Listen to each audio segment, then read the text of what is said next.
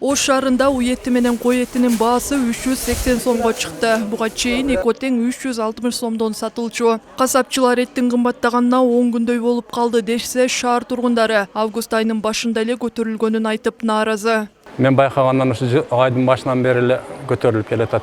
340-350 сомдон сатылган эт бүгүнкү күндөрдө 380, сырттагыларда 400 деп атат, билбейм ал жактан көрүлөкпүн, бирок буякта 380 сомго чейин көтөрүлдү.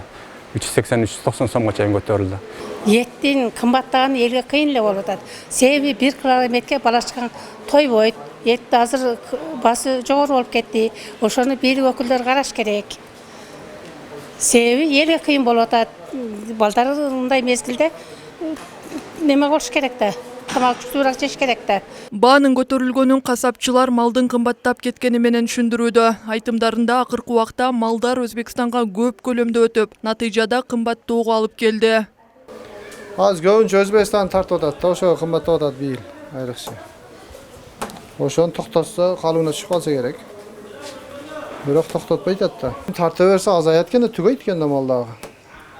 Башында билинбей атты Өзбекстан тартканда. Азыр эми уже билинип баштады да. Уже азайып атат да. Семиз мал жок почти азыр элде. Жайлоодон гана келген кичине семиз түшпөсө, так жок да. Тем более карантинде малыбыздар иштебеди, көбү байлап аптыр буга. Ошонун таасири болуп атат да.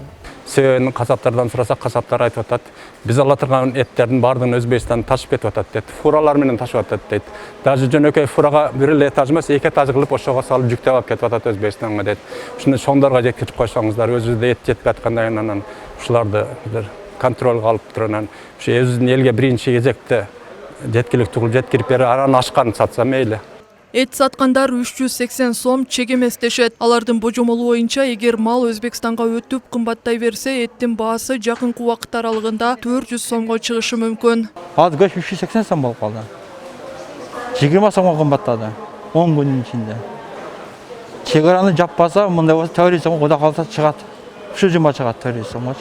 Аптадан апта кымбаттап атат. Фермерлер малды бизге бербей атат. Өзбекстанга берип атат. Бизге 375 сомдон сой берип атат. 5 сомдон кой сатабыз, башка иланчы жок. Эртең 80 берсе, 85 сатабыз. 90 берсе 95 сатабыз биз. Биз 5 сомдон коебуз үстүгөчү. Акча койбойбуз. Айтмакчы, ушул тапта Ош шаарынын четки айылдарында 1 килограмм эт 400 сомго чейин көтөрүлүптүр. Онадырда уй эти 390 сом болсо, ал эми кой эти 400 сомдон сатылып жатканын жергиликтүүлөр жиберген бул видео тастыктайт. Aka et qancha? Qo'y go'shti 400, mol go'shti 390. Tushunmadim. Qo'y go'shti 400. Qo'y go'shti 400 ekan. Mol go'shti 390 bor. Qimmat emasmi? Hozir aşağı olib qoldi.